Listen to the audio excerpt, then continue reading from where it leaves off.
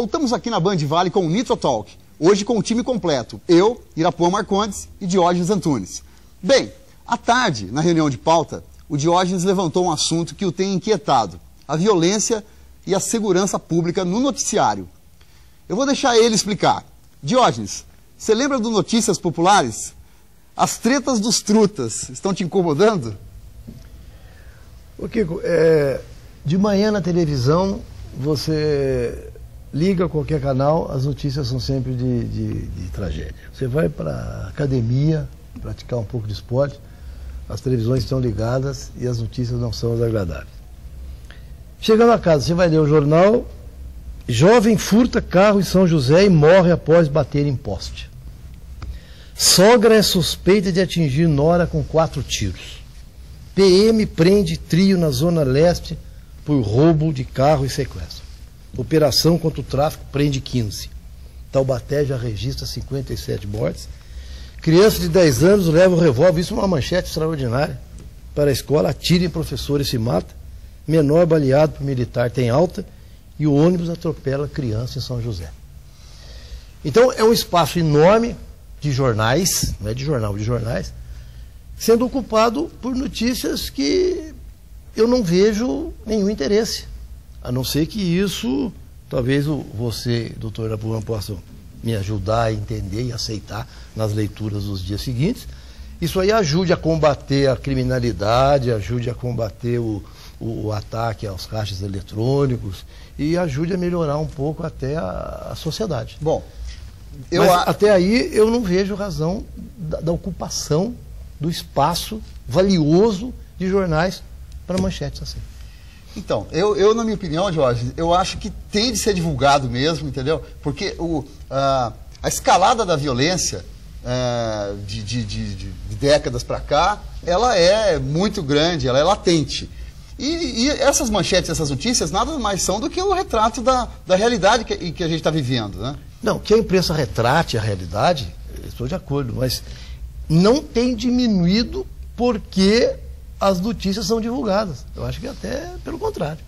E tem uma outra coisa, se me permite, que Jorge, colocar um dedo nessa conversa aí. Mas eu acho o seguinte, muitas dessas matérias, o que a gente percebe, o que eu percebo particularmente, é que elas vêm de uma matéria que já está pronta, né? A impressão que eu tenho é que, como isso é reproduzido em todos os jornais, isso parece que está na internet, e o jornalista simplesmente copia e cola essa matéria. Então, além de você ter isso no espaço dos jornais, na televisão, você vê essa matéria que ela é idêntica às demais em todas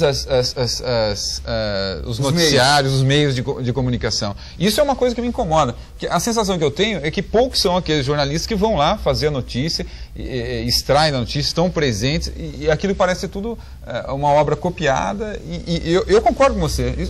Isso para mim não acrescenta muita coisa. Eu acho que não acrescenta. E espaço, às vezes, poetas, escritores, querem publicar alguma obra, algum trabalho, e tem dificuldades, porque a impressão é cara, a edição dos trabalhos é cara, e esse espaço poderia servir para a divulgação desse aspecto cultural, de um aspecto científico e técnico, no lugar de...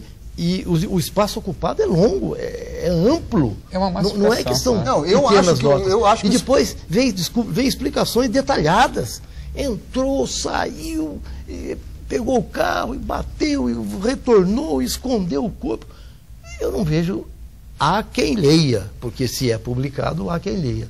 Mas eu não vejo utilidade e não vejo isso como um fator que colabore com a diminuição daquilo que vem relatado. Tá, mas o objetivo da notícia não é colaborar com, vamos dizer, notícias sobre violência. O objetivo dessas notícias não é colaborar com a diminuição da violência. O objetivo é transmitir fatos do cotidiano. Agora, eu acho... Eu confesso a você que eu estou abismado com o nível de violência no Brasil, especialmente contra as mulheres, mas nós vamos fazer um programa só sobre isso. Mas o nível de violência, a gente sai de casa hoje com um bilhete de loteria. Se ele vai ser sorteado, eu não sei, mas você sai de casa com um bilhete de loteria para ter um problema sério, você sai. Então eu acho que a divulgação massiva dessas notícias de violência ela colabora com a divulgação da situação em que o país está. Vou deixar você terminar, então. Eu até aceito, mas eu acho que uma pequena diminuição na veiculação dessas notícias não atrapalharia muito o trabalho que isso serviria para diminuir ou aumentar. Eu acho que é demais, tanto na televisão quanto nos jornais. É perda de tempo e um gasto inútil de espaço, a meu ver. Tá bom, eu acho que você levantou um assunto interessante, a gente pode voltar nele mais vezes, né? Bom, essa semana também nos chegaram vários e-mails com críticas e sugestões. Obrigado a todo mundo que escreve. Mande sua opinião você também. O e-mail é kikoissa@hotmail.com ou pela página do Facebook, que é facebook.com/Nitrotalk. No Facebook, inclusive, você pode rever os programas e mostrar o Nitrotalk para os seus amigos. Um assunto que com certeza você falou essa semana foi greve. O cidadão comum tem a vida infernizada com greve nos Correios, nos bancos.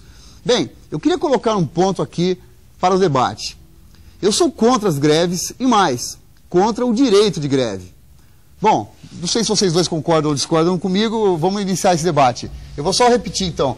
Eu acho que numa sociedade minimamente organizada, não se deveria aceitar as greves, como o direito de greve. Porque a greve é uma quebra de contrato, né?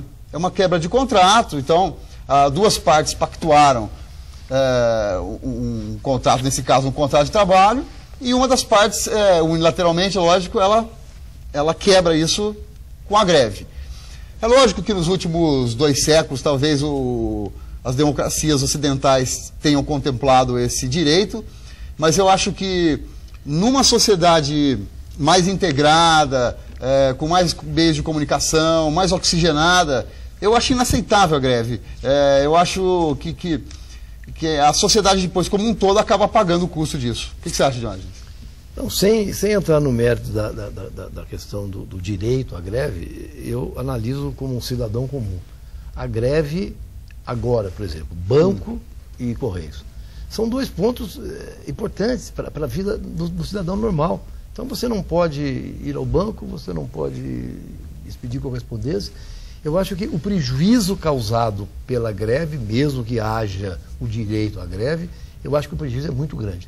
Deveriam ser criados mecanismos para que, se não se acabassem com elas, pelo menos que elas diminuíssem ou não atingissem pontos tão estratégicos quanto os dois atuais. Você falou, por exemplo, o caso dos bancos. O Brasil é um país que depende muito do sistema bancário. E tem um sistema bancário muito evoluído. Muito evoluído. Então também os Correios são relativamente evoluídos. Aliás, para quem não sabe, o Diógenes foi gerente de banco aqui no Brasil durante muito tempo, e depois até na Europa ele foi gerente de banco. Mas voltando um pouquinho, o Brasil é um país que depende muito do sistema bancário, mas no caso dos Correios, é um monopólio do Correio. Aí a situação é mais absurda ainda, Diógenes, porque não é mais uma empresa de distribuição de papéis, de documentos e correspondências. É a única empresa, ao contrário dos bancos. Fala, Irapuã. Não, quero falar um pouquinho. Na verdade, acho que a gente tem que separar um pouco a discussão do que é o direito à greve, né, que todo trabalhador tem. Se nós temos lá a nível de iniciativa protegida na Constituição, a greve está assegurada lá como um direito, uma garantia individual, e isso foi uma conquista. Então nós temos que separar um pouco o que é o direito à greve, e que eu sou totalmente a favor, né, discordo de você, do que é a greve, os efeitos que essa greve tem. Agora, a gente precisa ficar muito atento, por quê? Porque essa disposição foi inserida na Constituição, ela é fruto de conquista, de liberdades individuais, está lá estabelecida na Constituição, mas nós temos também a regulamentação desse direito de greve. Então, é isso que às vezes as pessoas não têm a consciência. A greve, para que seja decretada essa greve, para que ela seja considerada legal, ela está regulamentada numa lei específica que estabelece um procedimento para o dissídio de greve e para a solução desse dissídio de greve. Agora, que ela, em atividades que são consideradas essenciais, que os tribunais têm que ficar muito atentos, inclusive à imposição de multas às partes, isso eu estou plenamente de acordo. E eu acho que ela causa um transtorno, mas você suprimir o direito de greve Isso é retroceder no tempo, é retroceder na esfera de direitos, e eu sou terminantemente contra isso. Agora, se os tribunais vão ter uma atuação efetiva e coibir aquela greve que é abusiva, aquela greve que atenta contra serviços essenciais, isso é uma coisa que a sociedade, e ninguém, eu acho, na sociedade pode estar de acordo. Bom, Diógenes, no caso do Correio, por exemplo, que é um serviço monopolista, de exclusividade, é completamente absurdo o prejuízo que toda a população, as empresas estão tendo. Porque não tem outra opção, as correspondências muitas vezes já estão lá no sistema, já não tem nem como você tirar e tentar um outro caminho. É um estapafúrdio uma greve num serviço monopolista.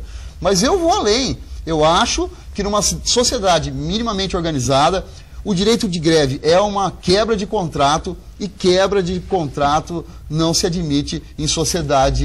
Não, mas não é quebra de contrato. É uma quebra de contrato. É lógico que é uma quebra de contrato. Você não pode interpretar assim. Você tem que interpretar que a greve é um mecanismo que uma parte, uma determinada categoria tem para fazer uma reivindicação. Não, você pode chamar do que você quiser, mas é uma quebra de contrato. Não. A quebra de contrato é anterior. Não. Você exigir, por exemplo, de um trabalhador uma condição análoga à situação de escravidão, ou exigir isso dele é fora algo... da lei, isso é fora da lei. Mas se você exigir dele algo, vamos dizer o motivo, quase sempre o motivo vem de uma remuneração.